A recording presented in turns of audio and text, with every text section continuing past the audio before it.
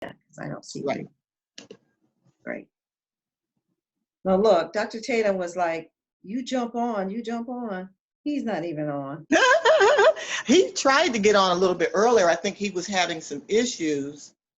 So I don't know why he's not on now, though. The last I spoke with him before coming on, when Calvin told me that he saw you in the waiting room, he said that he was going to try to get on right then. So I'm not sure what's going on with him now. Okay. I think I hear his voice. Yeah, can you hear me? I hear you now. Hello. Right. I should be on there. Yep. You don't see it? And so I don't have, what he's doing is just going to keep this up. We can do it while we're having our meeting, and then you can when everyone else comes in, this will come down, and then, you know, the flyer will come down, and then you'll see everyone on the screen. Okay. But we can hear you.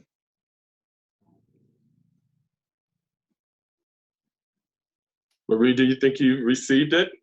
I'm almost there. I'm on a government computer. And so give me a minute. It's very slow. I'm sure it's here. So don't worry about that. I'm signing in now.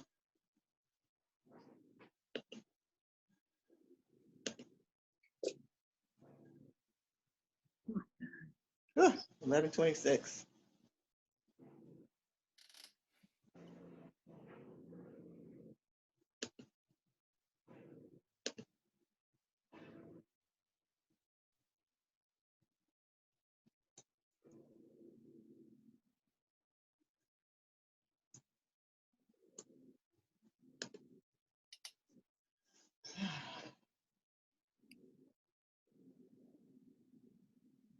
You mean to start letting them in now or wait till 11:30? Well, we'll wait. We'll wait until we give you the okay to let them in. Gotcha. Okay, Bonnie Winfrey, intro.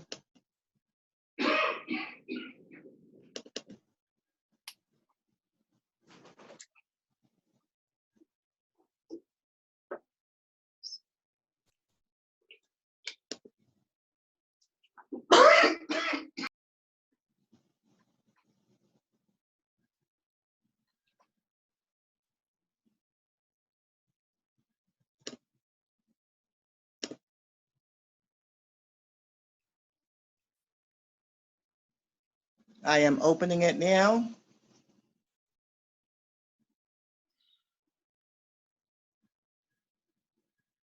Okay, got it on my screen, communications and media strategist. Thank you for sending it. You are welcome.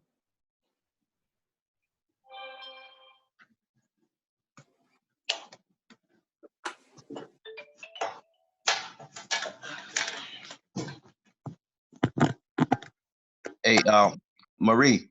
Yes. Okay, so for the flow, like I said, you'll do the house cleaning rules. If you're not engaging, just go to mute, viewing only, and then tell them, you know, what we talked about, HR 1242. We introduce Bonnie with her background, and she'll introduce Dr. West, our panelist. Bonnie will turn it over to me. When Bonnie turns it over to me, and I introduce Dr. Cornell West, Brother Calvin, I'm gonna kind of give you a cue to play that song for like 30 seconds, okay? Okay.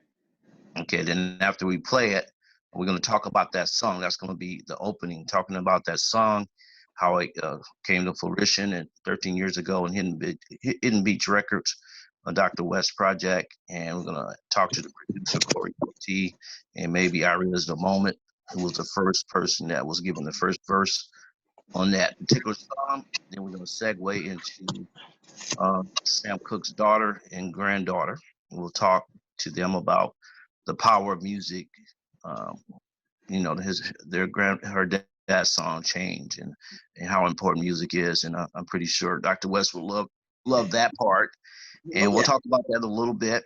And somewhere after they're finishing up, I told James I'm going to turn it over to him to talk about what's going on, current events, introduce his sons, and hopefully Nick might be on because he's aware of this Zoomcast. So you're first, facilitator, house cleaning, going to mute if you're not engaging, introducing Bonnie. Once you introduce Bonnie, will turn it over to me. I'll bring on Dr. West. We'll talk a little bit. I'll cue Calvin to bring on the song, and then we'll go right into the producer, talk a little bit about America. And we may have Dr. West's brother on again, Cliff West, because I did get a text about 30 minutes ago. After you do that, we're going to bring on Carla and her daughter, and we'll talk to them about Sam Cooke's legacy and about how important music is in the Black community and our history. And that's going to be the first part. And when I turn it over to James is going to go to current events, what's happening for George situation.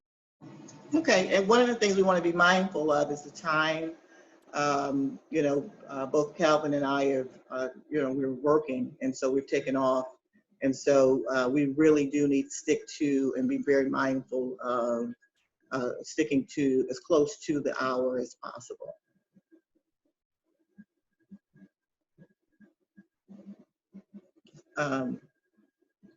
I didn't hear you. Are you talking now, Dr. Tatum? Because I can't hear you. Calvin, It's 11:31. You want me to let him in? Okay, Calvin, can you hear Dr. Tatum talking? No. I see his mic, but it does not. Dr. Tatum, you want to do a mic check again? Go ahead and say something. Okay. Dr. West is waiting. Please bring him in Clifton. They're waiting right now. Bring both. Do we want to just go ahead and start now and bring everyone in? Yeah, bring Dr. West in along with Cliff West. And if you see anybody that's part of the Cook family, bring them in. And then we can bring the rest. But bring Dr. West in right now along with Cliff. They're waiting. Okay. Yeah. Who is Tatum? Somebody named Q Tatum is waiting. Yeah, just bring them in. But what you want to bring Dr. West in right now along with Cliff West. Those are two priorities right now. Okay. I don't see Cliff West. Cliff West must be the iPhone that it don't have a name on it. Bring him in on, and then bring Dr. West. Dr. West should have an area code 617. Okay, Dr. West should be in. Yes, Bonnie.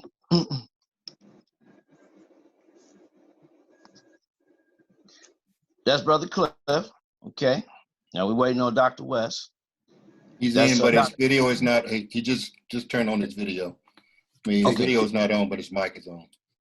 My video's not on, huh? No, sir. Oh, I wonder how do you turn the video on here? Is that in now? It's a little icon, Dr. West, that you hit that. It should be a red, says video. It has a picture of a camera. Did it go on now? Yes. It is on. It's on. Oh, wonderful, wonderful. Okay. Calvin, you can start bringing everyone else on. And at what point do you want him to bring down the flyer? In a few, give it a couple of more minutes, but start bringing everybody on right now. Bring them online, Brother Calvin. Bring them in right now. Brother Clifton, we're going to have to talk about that picture behind you, bro. I want that picture, man. And then your brother, Dr. West, go talk about, he didn't have his video on. I thought he was going to talk about his new book, A Brother That Sat in the Dark, Waiting to Get On.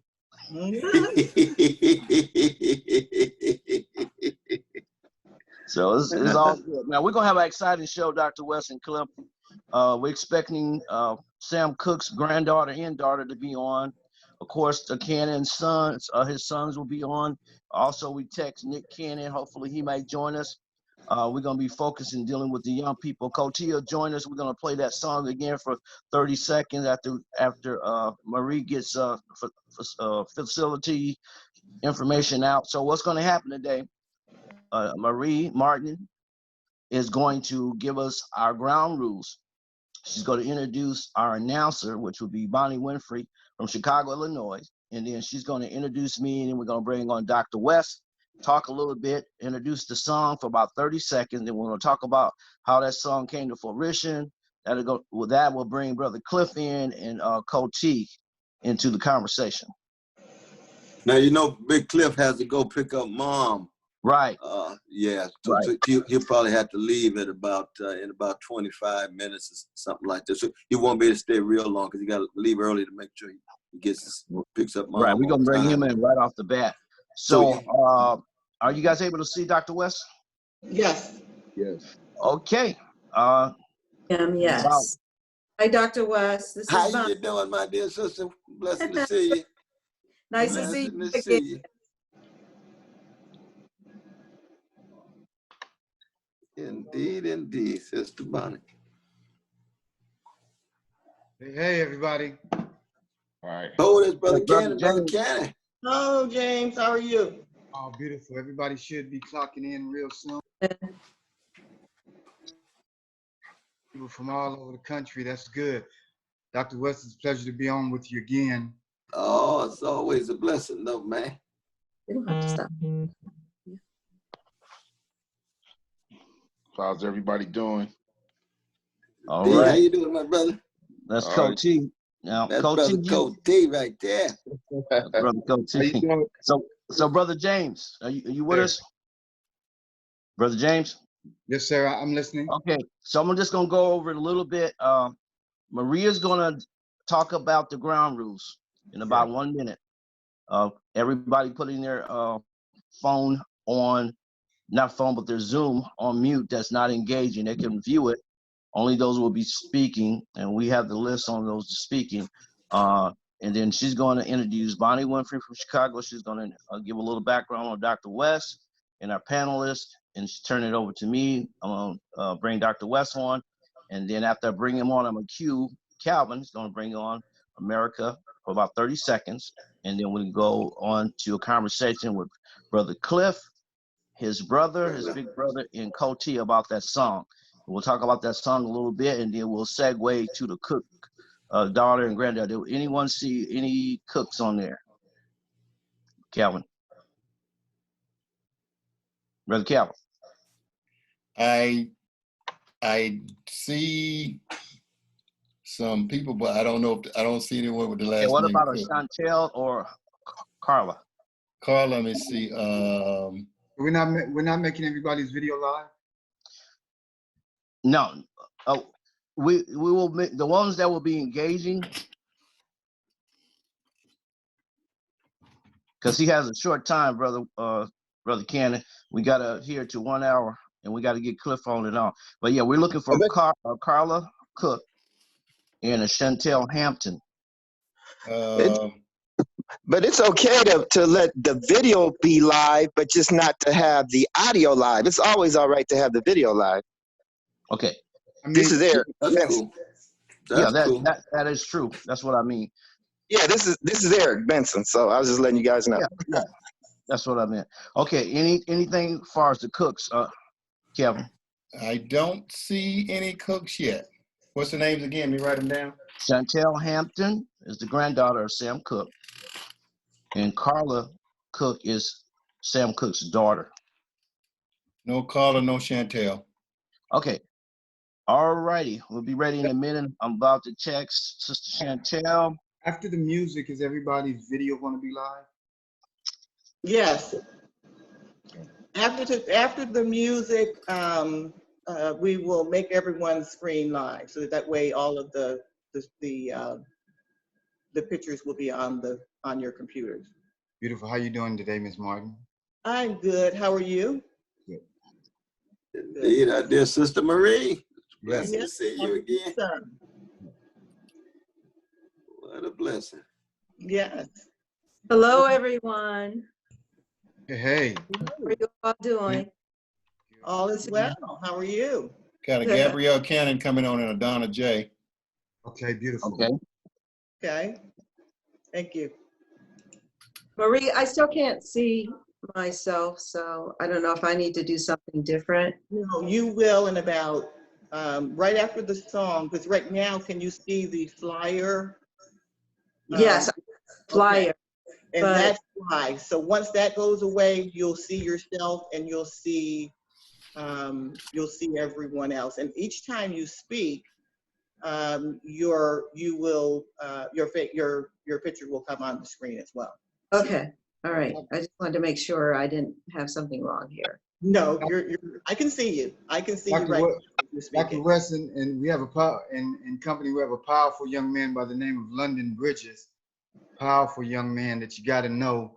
And he's coming to the table, powerful actor. He was in the movie with my son, Bobby, many years ago. And we just built a healthy relationship, and just, he's on with us as well. We got several people on. Brother TX from out of Charlotte, North Carolina. Powerful, powerful brother. He actually helped me many years ago when Nick Cannon was only 12. It was TX's envisioning and working with the local cable vision to get 10 young men started producing their own show. And my son, Nick Cannon, was one of those young men. And so TX Green out of Charlotte, North Carolina, he's still producing powerful young man that you got to know as well. That's beautiful, brother. Good morning from Florida, everyone. And that's London Bridges as well. You got to know him. Powerful. Brother London. It's a pleasure, Dr. West and everyone else. Greetings from COVID-filled Florida. Oh, yeah. I tell you. And everybody else that's on, I think, look to your left and make sure your video is clicked to the left of your box. There should be a box to make your personal video live, and then your personal audio live. And then everybody else, I think, as soon as we get started, the video will be live. Okay. All right, Maria, go ahead and get started. We also have Brother Ron Highsmith, who works with the foundation. He's on as well. Powerful brother. If you need your foundation, how are you? Ron, definitely make that happen. All right, fantastic. All right, everyone, I think it's time to get started. Good afternoon. My name is Marie Martin Obiekwe. I am glad to be here with you all today on this Zoom call. I want to ask that each of you, before we get started, if you'll each mute your phone just to eliminate any background noise.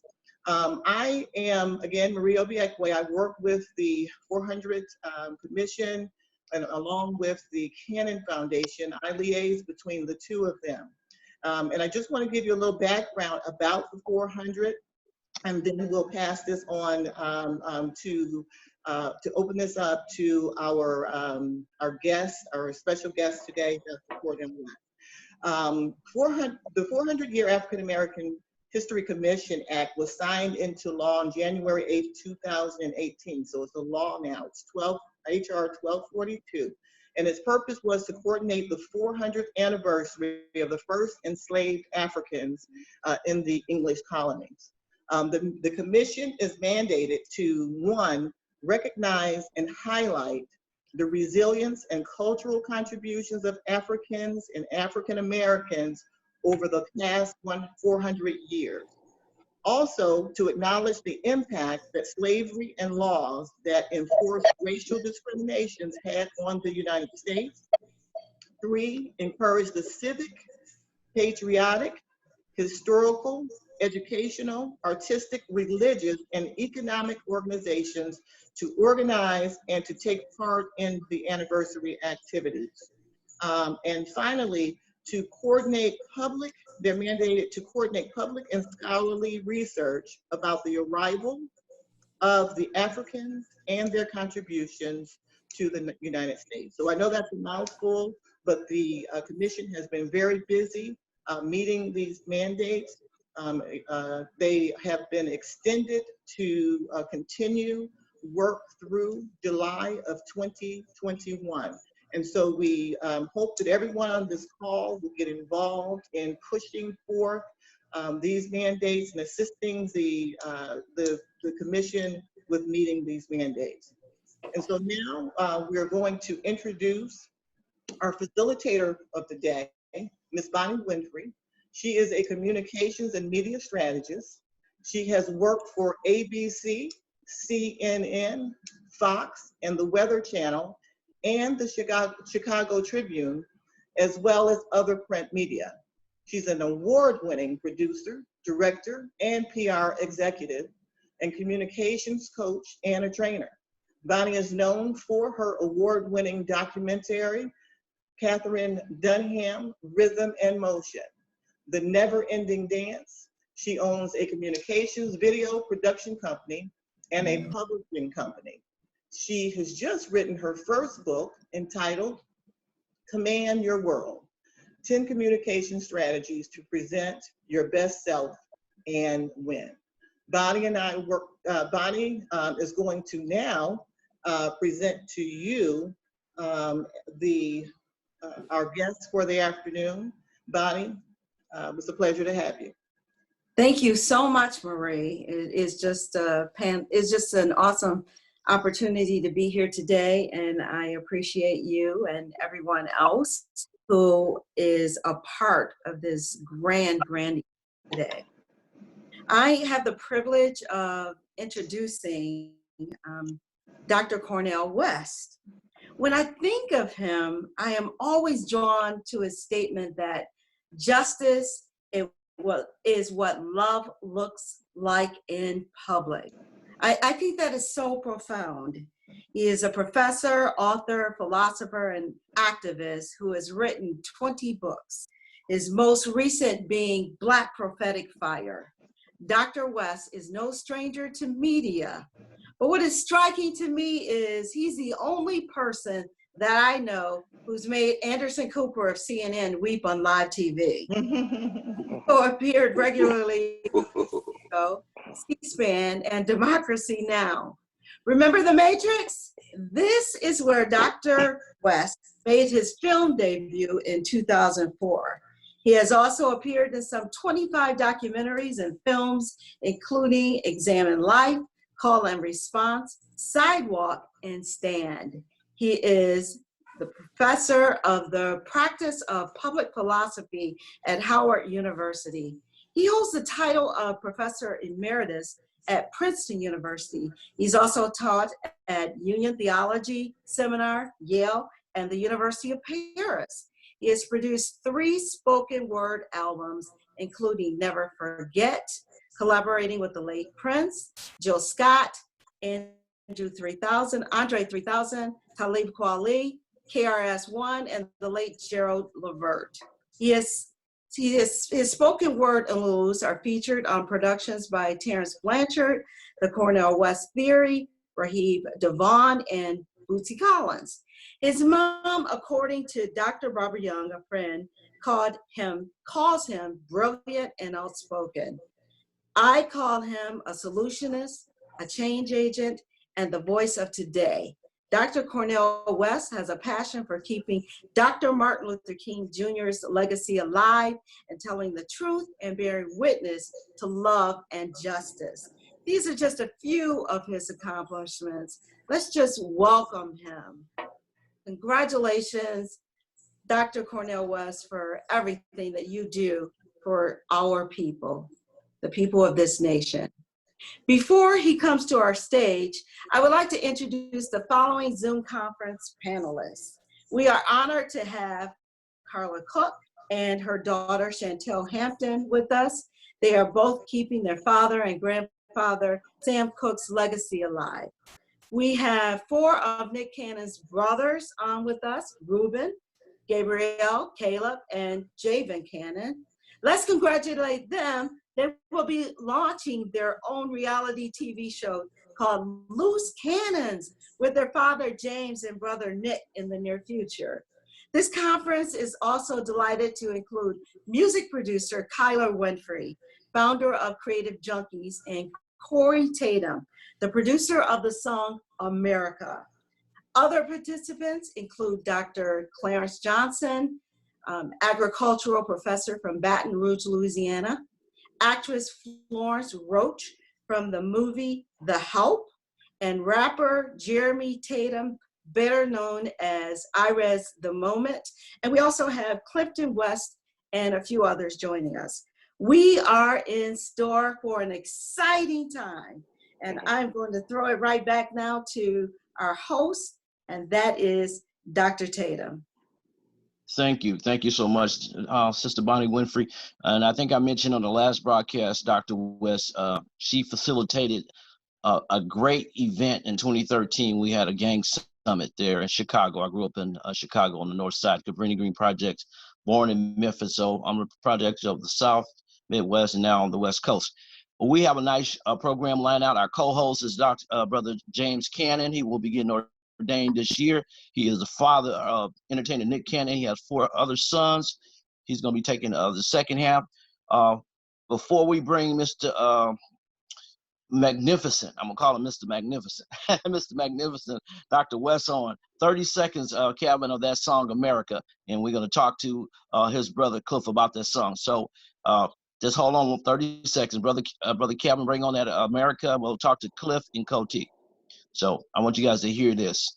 This is part of his vision.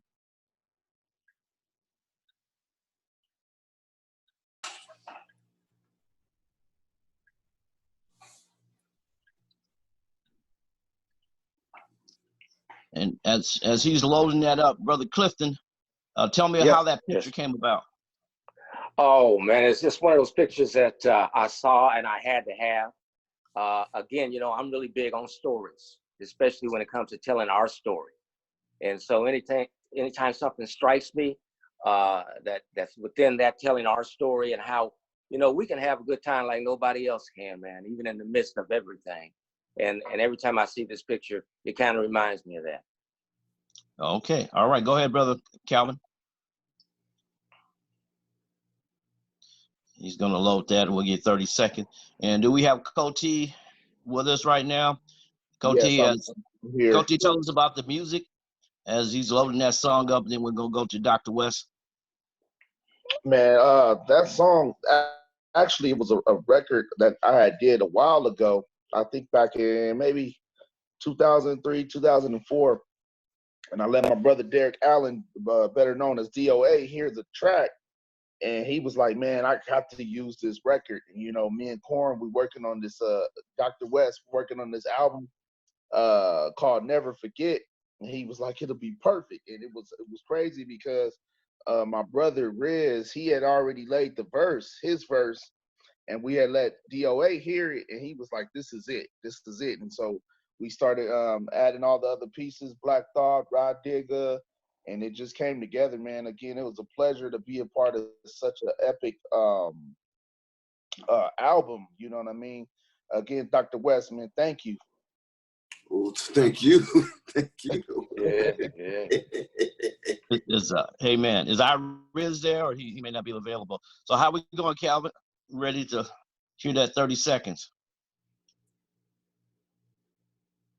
Okay. While he's trying to get that loaded, without any further delay, we're going to bring on Dr. Cornell West. And I didn't know this, Dr. West, that Clifton was the older brother. And now I understand the chemistry. Oh, Lord, yeah. Lord, yeah. No, I've been trying to catch up with Cliff for the last 60 years. I'm still 3 laps behind. Still 3 laps behind, but I'm not. But he's been so loving, patient, sacrificial, and inspiring. And like I say, you know, he's got to leave to go see Mom because even as we're waiting for the music, that the crucial thing is, you know, we are who we are because somebody loved us. Amen. Here for us. Somebody sacrificed for us, you see. But we go right with the music with Coty and Iris and Raw Digger and Black Thought. All right. You ready, Brother Calvin? Here we go.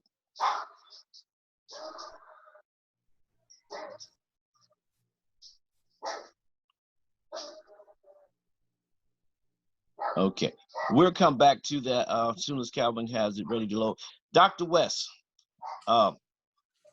sir, can you tell us in this hour, George Floyd, we just had a ceremony for Representative John Lewis yesterday, the pandemic, the nation, not just the nation, but the world is dealing with our issues. Finally, they're dealing with our issues in a way that we never seen before.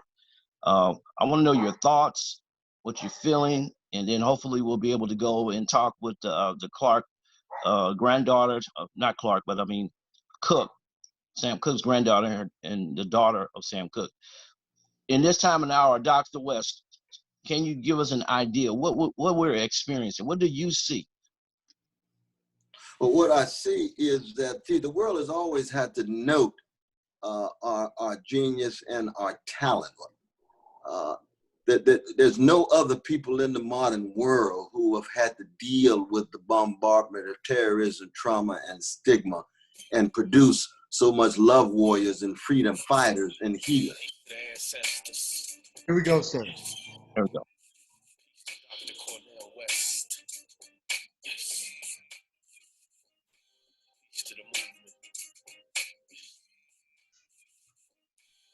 Okay, we'll go ahead and pass that, but you want to go ahead and grab.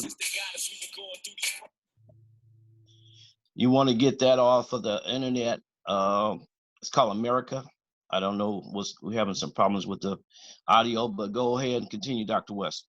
No, but I mean, that music just really enacts much better than what I have to say, because the most powerful stories that we've ever told has been in our music, because our suffering and our resistance goes far beyond language. And the music tries to objectify both the suffering and the desire for freedom beyond language. Language becomes an inadequate mode, but the music speaks at the deepest level. That's why our musicians so oftentimes are the very models of what it is to be free, how deep you can love and how much you can sacrifice.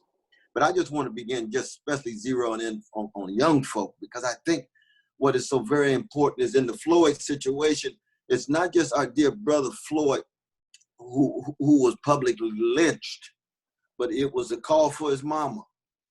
It was the majesty of his family. The whole world had to take notice, not just of the lynching, but the response of the lynching, which echoed that of Emmett Till's mama. I ain't got a minute to hate. I'll pursue justice for the rest of my life. There's a level of spiritual royalty and Black nobility. That's the best of who we are. We saw that in the Floyd family. We see that on the street. We see that in the best of our music. And when we talk about Sam Cooke, good God Almighty, we ain't got no words for that brother. But keep in mind now that Sam Cooke died December 11, 1964. He was a king. Nat King Cole died February 15, 1965. He was another king. Malcolm X died 6 days later, February 21, 1965. He was another king. Lorraine Hansberry had died January 12, 1965. Within 2 months, we lost 3 kings and a queen. And we ain't even talking about Diana Washington, who had died just a few months earlier in Chicago, another queen. Now, how do we keep track of that kind of royalty and nobility? And keep in mind, by nobility, what I mean is the human saints. And a saint ain't nothing but a sinner who looks at the world through the lens of the heart. Because every saint got a past and every sinner got a better future. So you're talking about what's in us. See, when we look at Sam Cooke, when we look at Nat King Cole, when we look at Lorraine Hansberry, when we look at Malcolm X, we ought to find something in us. Well, actually, it is in us in our response to, like, the public lynchings that have taken place, not just with Brother Floyd, but Sister Breonna. We can go on and on and on. We've got to capture the best of our history. The whole world takes notice of our history in the genius of our music and the way we walk, the way we stylize space and time, the way we relate, the way we grin, the way we laugh. How do we translate that kind of genius in the courage in organizing and agitating and collectively being able to bring power and pressure to bear? That's the gap, you see. That's the gap.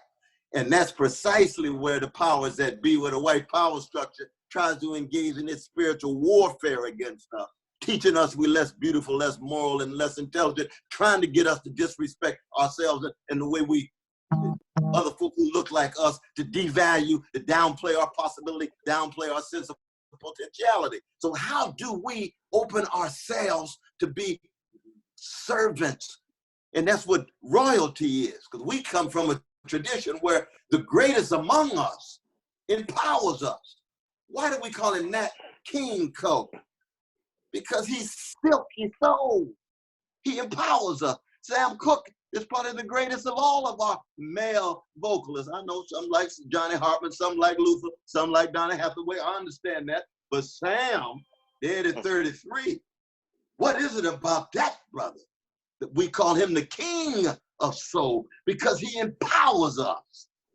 Every time you hear him hit a note, Clifton, they call Clifton Sam Cooke of his club right there in Lodi. Cliff said, "Oh, that humbles me," but Cliff got a nice sound. He got a lot of attention. But when they say Sam Cooke, what they're saying is they're not trying to isolate him as some individual as spectacle. They're trying to say there's something inside of Cliff's soul that's connected to the soul of a Sam Cooke. So when Sam Cooke hits the note coming out of the soul stirs, influenced by R.H. Harris, offers it off to Johnny Taylor, offers it off to Lou Rawls, they all come out of the soul stirs. What is it about the folk who stir souls, not just titillate bodies? Not just make money in order to stir the soul, and then found his own independent business. We can say the same thing, of course, about Malcolm. Malcolm had the same kind of love, same kind of courage, and he spoke the truth. He said what he meant and meant what he said. Amen. And he changed his mind. He's growing all the time. That's what we love about Malcolm. What do we love about Lorraine Hansberry? Because she put on the stage a figure called Mama that had more love in her than any other figure in the history of the American stage up to this very moment. Y'all know Raising in the Sun. You know the role of Mama, bringing together all those generations with Lil Walter, falling in love with money. And Mama said, "I thought we was about freedom. You just about cash. What you gonna use your cash for? You gonna use it for the freedom struggle, or you gonna use it just for your individual narcissistic orientation? Come on, Walter. Your daddy died. We wouldn't even have the money if your daddy hadn't died. How come old man Walter died in Raising in the Sun? Because his baby died, Claude." Wow. So that the death becomes the precondition of our rebirth. His blood fertilizes the soil of our movement. That's what we're talking about to pass on to our young folk. And that was at work. And what Brother Cote was doing in America, we can hear that in Raw Digger. You can hear that in Black Thought. Black Thought, of course, is a giant, and we want to get into that. But you we can got hear that song ready, Doc. Brother Corey. We got it ready for you, Doc. Go ahead and hit it.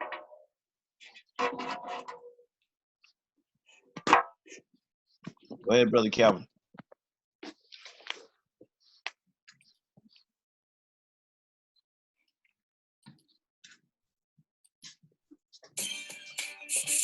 Peace to the ancestors. Yes. Peace to Dr. Cornel West. Yes. Peace to the moon. Came from the bottom. Ever since they got us, we've been going through these problems. 400 years behind, and it's no promise that we gon' never actually be equal, to be honest. It's messed up how they put us in chains, kidnapped our language and changed our names. But when we speak Ebonics, then they call it a shame. They leave us with a couple options: rob or slang. Now we locked up again. How much can our skin take? We went from slaves to inmates. All right, speak to that, Dr. West. Yeah. No, shoot, I think we ought to have Cote break that down. Lord. We talk about that Tatum royalty. We talk about that Tatum royalty connected to the Cannon royalty and the West royalty and the Cook royalty and the Hamden royalty and all of our sisters who are the princes and queens. And I'm not using that in the cheap sense. I'm talking about who bring together beauty, tenacity, humility, and maturity. See, when you get that combination together, you got the best. You want to say a word on that, my brother? You know, it's funny that you mentioned that, Dr. West, the Tatum, the West, those bloodlines. You know, we haven't did the DNA, but you know, Art Tatum was a genius. So maybe his bloodline is running through me too. You ain't lying. Are you all related to Art Tatum? I don't know. It's very possible. There's only 23,000 Tatums in the world, so it's very possible. Wow, because you got the Oklahoma connection, right? Yes, Tatum, Oklahoma. That's our ancestry. Yeah. You know, John Coltrane was playing in Oakland. Art Tatum, of course, was blind like Stevie Wonder and Ray Charles, so many of our geniuses. And Coltrane was blowing the horn. He saw Tatum walk in. He just stopped. He said, God just walked in. Because ain't nobody played the piano like Art Tatum. Monk and the others just gave up imitating him and had to do it on their own. So that Tatum connection is a deep one. But he's out of Toledo, of course. He's out of Toledo, Ohio. Amen. Right. Yeah. Is any of Sam Cooke's relatives on, Calvin? We're looking for Chantel Hampton or Carla Cook, because that's going to be our next part, and we're going to turn it over to James Cannon. Do you have a Chantel Hampton or Carla Cook? I don't see any of those names. Okay, I did text her. She may be joining us. Right now, I'm going to turn it over to my co-host. She's going to introduce his sons. This man is a genius. Brother James Cannon, I would have to say, Dr. West, I met a few brothers in my life, but I haven't met a brother made like a James Cannon. If you see Nick Cannon, this is the reason why he's a giant, because of James Cannon. So I can't even say too much other than that. Mr. James Cannon is in your hands, sir, to introduce your sons to Dr. West and tell us a little bit what's on your heart. James Cannon. Dr. West, and to everybody listening, I appreciate you so very much. This is a powerful opportunity. I think we need to do this every Monday morning, particularly because we got young men all across the nation that need to hear wisdom. And if anything that we could do right now in this hour, and that is to bring the grandfathers together with the grandchildren, bring the old dogs together with the young dogs, so that the young dogs can get some of that hand-me-down knowledge. Because that hand-me-down knowledge we don't have to pay for. And if we come to the table with listening ears, and that's why we're here. And I'm one of the young dogs, sir. I'm trying to glean some of that knowledge for you. I'm not going to put myself on the other side, because I've come ready to listen. And so therefore, I do have one of my sons. I don't see the rest of them in, but I have Mr. Gabriel Cannon on. I believe his mic is on, and Gabriel is a powerful young man. He left out of Hollywood and said, I'm leaving Hollywood and I'm going to Bible college. But God has some powerful things that he's doing with my son Gabriel, powerful lyricist in his own right. And then I think I want London Bridges to come in as one of my sons, because he has such a powerful word as well, because those are the only two that I see on right now. So Gabriel Cannon is on. So I just want him to speak for a little bit for the younger generation, what he's doing, Dr. West, because you got to know him. Gabriel probably can play you in a whole nother situation. Gabriel Cannon. I could play the chocolate version, Brother West. I could play the chocolate version.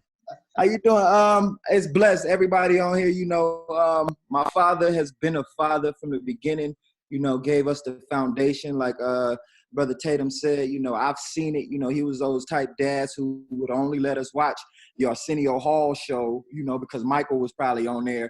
And other than that, he turned the TV off and gave us his camera, and we began, Nick directed his first director's debut. Y'all don't know, but it was I Wish I Was a Ninja Turtle. When we was kids, we would spin around and turn into little Ninja Turtles. So, and that kind of just built the foundation of, where we are now. We're from Charlotte, North Carolina, and just, we came in Hollywood as an Ashy Boys and just had to get with how everybody was moving out here, But, just a question, I want to, kind of like my dad said, like, getting the wisdom from you guys, I kind of was able to sidestep a lot of the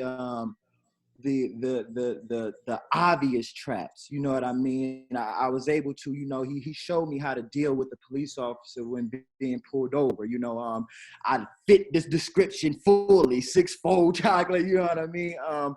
But, able to speak, able to communicate, my father, gave us that early, which, I can say as a dark-skinned black man in America, my communication skills was able to help me sidestep a lot of situations that, you know, my mouth could have got me, you know, and even looking at situations where my mouth did get me in trouble, and reflect, you know, hearing that voice, that inner voice, my father's voice when he wasn't even there, you know, God's voice. But, you know, in this climate where we're asking, you know, whether it's the conversation of reparations, whether it's the conversation of, you know, we're owed this, or we're, you know, almost asking outwardly. For me, you know, a lot of my, I don't want to say traps, but, you know, hindrance come from seeing my father's family foundation, seeing that this family foundation is the obvious, you know, structure that obvious God put together for me, to bring us success, to see our community, you know, I don't know the total fact of fatherlessness being the #1 issue in our community, but for me, it's obvious, you know, but then growing up, becoming a man and dealing with, you know, baby mamas, you know, looking inwardly now, what are some things in these times, because we out here, we marching, you know, my daddy could tell me, stay out them streets, boy, like, you know, but what can we turn to each other and say, what can, you know, I got a court date coming up with, you know, it's an obvious bogus situation, like, you know what I mean, my first baby mama's a reality star, I mean, to the fullest, you know, and, you know, the situation is, you know, to where it's like, man, I don't want to say my, you know, I can overcome, I know how to, you know, sidestep these other obstacles, but, you know, it's somebody who looked like me that got me in court, you know, it's somebody who looked like me that's trying to take my child from me, you know, and the common sense in that, you know, and this same person got Black Lives Matter everywhere, you know what I mean, but it's funny. And, you know, breaking down my family foundation, you know, there's no animosity. My thing is like, why can't we figure this out? You know, I don't know if it's old animosity because, you know, I'm married now and switched my whole lifestyle up, or, you know, I mean, not even switched it up, but just started walking out what I knew.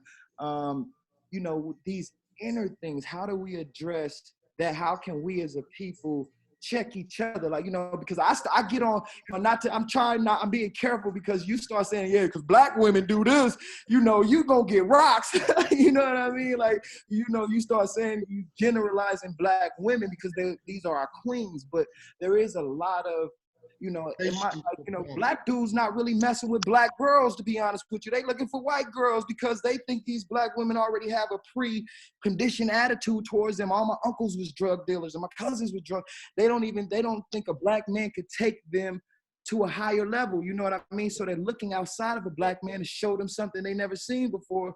So it's almost like we got this, like they ain't checking for us. So, you know, and it's this in-house tension almost. So I don't even know the question I'm asking, but that's kind of what I'm feeling. Relationships, male, female relationships within our family that can trip us up. A lot of Black men are in jail because of Black women, if that's your question. Yeah, absolutely.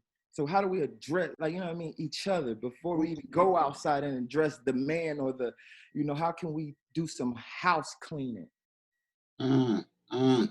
No, but brother, you put a whole lot on the table there, and we appreciate it too. It's heartfelt, definitely. Well, let me just begin with my blessed connection and relation with one of the grand canons. I'm talking about Katie Cannon, because we used to talk about this all the time. Katie Cannon is one of the great philosophical and theological minds of the last 50 years. She was the first Black woman to get a PhD at Union Theological Seminary in New York City. Now, Katie Cannon is what, Brother James? She is my dad's sister. That's my aunt. That's your dad's baby sister. That's my dad's baby sister. Yes, sir. Absolutely. I was on her dissertation committee when she wrote that magnificent work in human and womanness, not just feminist, but womanness, dipped into Black woman's experience for woman's humanity, woman's creativity, woman's integrity on Zora Neale Hurston. And I remember being with her in Philadelphia when she got her first job at Temple University in relation to our dear brother Malefi Asante and a host of others. Then she ended up at Union Theological Seminary in Richmond, and she just recently passed. Yes. But we used to talk about these issues. Why? Because we have to, as persons and as individuals, have our own distinctive callings. And by callings, we have to have a sense of mission and purpose in what we are here for. Now, you're going to go through ups and downs and valleys and mountaintops in life. Ain't no doubt about that. You're going to have different kind of relations. Some of them going to work out, some of them not. That's okay. That's life. You got to fortify yourself for that. And you got your good friends and your family and so forth to deal with those. But don't let nothing get in the way of what you're here for, what the Lord put you here for. Sometimes it takes a while for that to come through. Why? Because somebody planted that seed long time ago, and the seed sprouted different ways in their own time. You know, Coltrane didn't become Coltrane until he was almost 30-something years old. He was just sounding like an everyday saxophone player. Then all of a sudden he makes a leap. We don't know when those seeds are really going to explode like that. You see? And he's going to be dead at 40. So that we all have within us these seeds. And so when we talk about our relations and our connections and so forth, we got to treat folk with respect. We got to have integrity. We got to try to be consistent. All of us going to fall on our faces because we're human beings. I don't care what gender you are, or color, whatever, but you still got to be able to hold on to your mission. Hold on to your vocation, my brother. So that's one of the crucial things. It's not like this is a new thing for the young brothers. My grandfather had his challenges. He one of the deepest brothers to come down the pike. Pastor Metropolitan Baptist Church, Tulsa, Oklahoma. Northeast Tulsa, Chocolate Tulsa, right? He had his ups and downs as a minister. But the one thing was, he never lost his sense of mission. And he was able to ride the storm. He was able to cope with the bombardments of life, you see. So, brother, you ride your storm. You make sure you go to that courthouse. You maintain your generosity and your sense of what your mission is. You fight like I don't know what to love your children. You have a certain patience as much as possible with anybody that's getting in the way of it. But don't let nobody get you down. Don't let nobody dampen your fire. Don't let nobody undercut what you here for. That's the bottom line. See, when you have something like that, then you ready for anything. Yes, sir. You're ready for anything. You know, James Brown's first group was called the Ever Ready Gospel Group. He and Bobby Bird's sister, all the way down in Georgia. Say, JB, how come you name it the Ever Ready? He said, because I want people to know I got a mission and I'm ever ready. Now, I might get caught with the PCP and they drive me to the jail and think, don't worry about that. I got some new songs when I come out of the jail because I got something for somebody. I know my life going to be up and down. I know I'm going to be dealing with some mess, but I'm ever ready. And of course, when he was in jail, what did he do? He formed a gospel group. He went back to his roots. Just like Ma Rainey, come out of First African Baptist Church, the first great blues with Tommy Dorsey on the piano, but Tommy Dorsey's mom, his wife and his baby died. He said, Lord, I got to start writing gospel. Precious Lord. There it is. I'm going to Pilgrim Baptist Church. I'm going to go with Mahalia Jackson rather than Ma Rainey. But where did Ma Rainey end up? Back in First African Baptist Church after all of those magnificent songs talking about things that we won't go into at the moment. But we love Ma Rainey. Never lost sight of what she was here for. That's what I want to say to young brothers, like yourself, brother. Because the thing is that we got to be able to keep on keeping on the way Curtis taught us. And you keep keeping on by keeping your eye on the stars.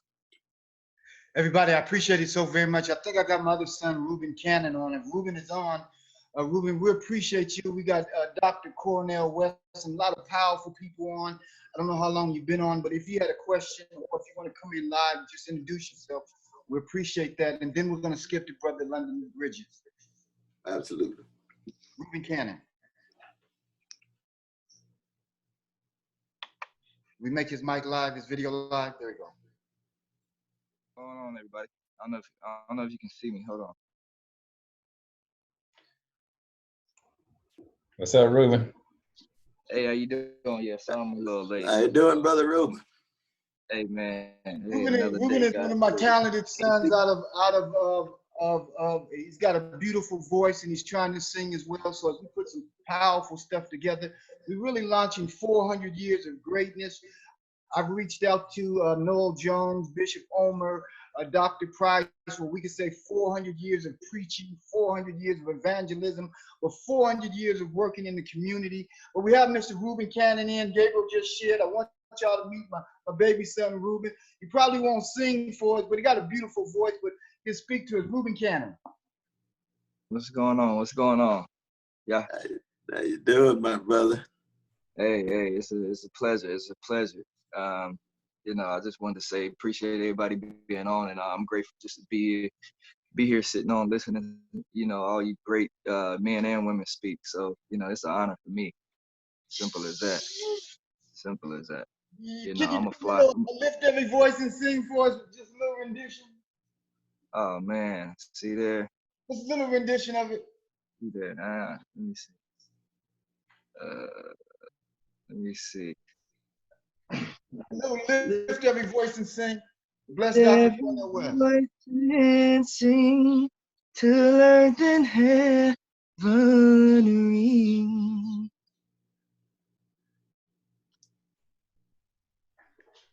Sounding good, brother. Putting a smile on the Brother Johnson face. Oh man, I mean, let me see. Lift every voice and sing till earth and heaven ring. Ring with the harmony of liberty. Let our rejoicing rise high as the listening sky. Let it resound loud as the rolling sea. That's just a little bit. I mean, that's beautiful, brother. Beautiful, beautiful, man. Well, been a little minute, but you know, hey, like I said, I'm a spectator. Like I said, I'm here. You know, I'm grateful to be on this call. I mean, just to, you know, like I say, listen to all you great men and women speak. You know, it's an honor. So it's my pleasure. You know, I'm soaking everything up. You know, and I'm learning it, learning from all you guys. And like I said, it's a pleasure to be here. Definitely. Beautiful. London Bridges, and then Dr. West, if you can speak to that, lift every voice and sing, and what that should mean to this nation. Yeah. Brother Bridges, Brother London. Yes, good morning, everybody. Dr. West, I just want to say that you got me wanting to run through a wall right now. I'm so pumped and fired up about our community. I'm a man of few words. And my passion, as Brother Cannon will tell you, is the young black men. About 6 months ago, I actually wrote a poem because I travel quite a bit and I interact with, you know, a lot of whites, and I hear all sorts of things as it relates to race.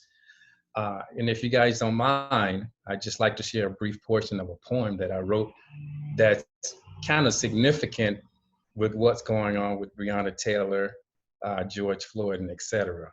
But my question to you, and then I'll do the poem, is how does one get involved with the community? Because right now we don't have a whole lot of national leaders, but Dr. West, you're strong. You're strong. And the message that you bring, like I said, is so powerful to myself and to a lot of my friends. And I see the media, what it shows as African Americans. And so I'm watching the news every night, and I decided, you know what? This is not who we are as a community. We're kings and queens. We come from the richest, most powerful land on the face of the earth, the original people. Absolutely. But we're seen as something different. And so one night about 2 in the morning, I just decided, something came to me and I started writing it. If you guys don't mind, I'm going to share this with you. And again, this is just from stuff I've seen and just conversations I hear. The name of the poem is called Objects in the Mirror Are Closer Than They Appear. They said we were born from kings and queens and of diamonds and things. But the images that I see on my television screen, it's a culture that seems less fortunate than most. Where's the real generation of Black families of which I can boast? We're seen as thugs and hooks, each other's lives we took. They said to hide it from a Black man, just put it in a book. A culture glamorizing the life of a halfway crook, and we still expect America to give us a second look. They said he couldn't read. They even said he was slow. You is kind, you is smart, but expectations are still low. You can buzz them from their homes, but don't you dare fail them though, because every Saturday and Sunday, them rascal boy, they run real fast and they put on a show. Black Cat, Black Plague, Black Death, Black List. Kaepernick refused to stand and a nation got pissed. No affiliation, neither left, right, or middle. King James, I didn't ask for your opinion. Just shut up and dribble. Mama in the stands, hair and nails done, looking like a 10. Where that boy daddy at? In jail. That's called making America great again. I can't even enjoy the game, me or the rest of the crowd, because those people sitting behind me, they keep on talking real loud. Maybe I will rise up and so that I can see the soul of Black folks as told by W.E.B. That Obama was a good president. He was smooth and he was cool. Is that all you got to say about my president? Yeah, what else you want? 40 acres and a mule. See, mama told the baby and baby told the son. What the hell you mean, man? Mama, that I can't carry a gun? Dear mama, please forgive me. Thug life, know what I mean? Pants sagging halfway down my butt in my new heel figure jeans. Please don't shoot me, officer, in my pocket there's a gun. I guess that wasn't enough. The water hoses and the batons. So that's just a portion of what I wanted to read because these are things that I hear from other people and the media. They see, that's how they see us. But you know that we're kings, we're queens, we're pioneers in music and all sorts. Benjamin Banneker, Dr. West, how do we as a people get to show these young geniuses such as the Reuben Cannons and annihilate these images that we see from the social media that's showing us as just savages and people who are just, and we all on this panel know who we are. We're all professionals. Brother Cannon is a good man. I've known him for years and years and years. A man who I look up to, honor, respect. Doc, I just want anybody to just respond to that, just to kind of help me, because I want to take that baton and run and say, hey, listen, this is not who we are. We are the Dr. Cornel West. We are the Dr. Greg Banner. We are the James Cannons. This is who we are. Talk to me. I think if you brother, you write poetry like that, you already got the baton. No, go right ahead, though, brother. No, I was just saying, encroach that in the lift every voice and sing. That would yeah, connected to the beautiful song that was sung. Yeah, absolutely. Well, one is that it's just so important that we always look at ourselves through the lens of those who have loved us. They're the ones who set the standard. You see, Louis Armstrong didn't look at himself through the lens of what the folk were playing on the vanilla side of town, because he knew the highest standards were set by Jelly Roll Morton. Coltrane wasn't concerned about the critics who say, you can't play the saxophone because you're playing too fast in giant steps. He said, I'm expressing myself.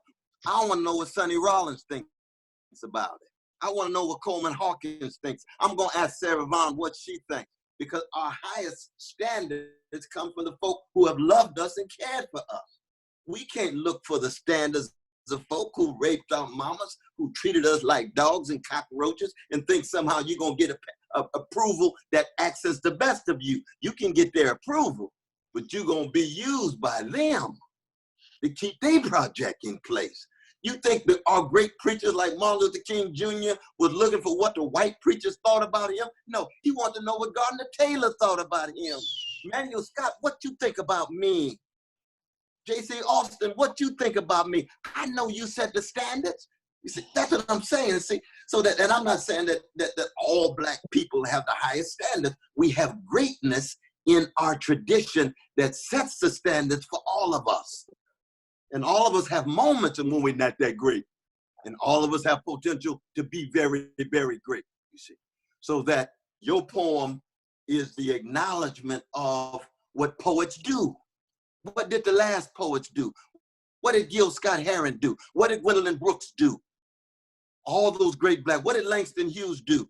They authorized a different world than the white supremacist reality we were in. Yes, sir. That's why poets are the unacknowledged legislators of the world, because through imagination and their compassion and love, they give us a glimpse of what the world can look like, rather than the world in which we find ourselves. And they come in all different forms. Amen. Hey, Dr. West Side of Chicago that dropped out of school in the 9th grade named Curtis Mayfield. He is the poet of poets. He's the genius of geniuses. James Baldwin never went to college, but 2 colleges went through him. He's the son of Harlem. When I say genius, I'm not talking about just great talent. I'm talking about people who cultivate something inside of themselves so that they find not an echo, but a voice. Lift every echo, no. Lift every voice, hell yes. Amen. Hey, Dr. West, we're going to wrap it up because we only have 1 hour. I really appreciate everybody online. I want you to just tell Dr. West how we appreciate him. He is the top scholar of our times, intellectual, professor. I mean, Dr. I appreciate all of y'all. I see Brother Gabriel there, man. Good to see you, brother. Amen. Indeed. Good to see you. Amen. Appreciate And you, man. we will be sending this out. So we're going to wrap it up. I want to thank Sister Bonnie Winfrey, Sister Marie. Sister Karen, I see that too. And Brother Cliff West, all those that participated. Sorry we couldn't get to you as we close out. Thank you, Marie. Have a beautiful day. That's Brother Eric too. But good to see Brother Eric. Yeah. Thank you, Dr. West. No, thank you all. Thank you all. You all stay strong now. Thank you, Doctor. Thank you so much, Dr. Sister Bonnie, I salute you. Salute you too. Miss Marie in the 400, if we can do this again, this is going to be outstanding. We want to speak to the hearts of the young people in this continual and make this happen in this hour. Let's use this Zoom. Let's produce some more shows, y'all. God bless you. We are powerful, powerful people. Brother Cannon, we salute you, my brother. Yeah. We salute you in a mighty way. And Brother Tatum, of course, we're going to stay connected and in contact and things. Yes, okay, Dr. All right, love y'all. Love y'all. We'll get back with you, and God bless everyone. God bless you, Pastor. Bye-bye. Indeed. Dr. West, Nick should be reaching out to you too personally. I reached out. Oh, you know, I got a lovely note from that brother. I wrote it right back. Yeah, beautiful. So he look forward to following up on that. I got a lovely message from him, though, brother. Absolutely. Beautiful. Blessing. Everybody, God bless. We out. All right, God bless y'all. Stay strong now. Stay fortified. Right on, right on, right on.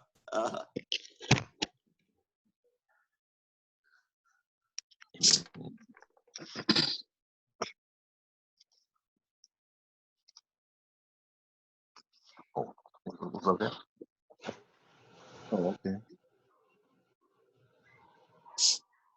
Let it go.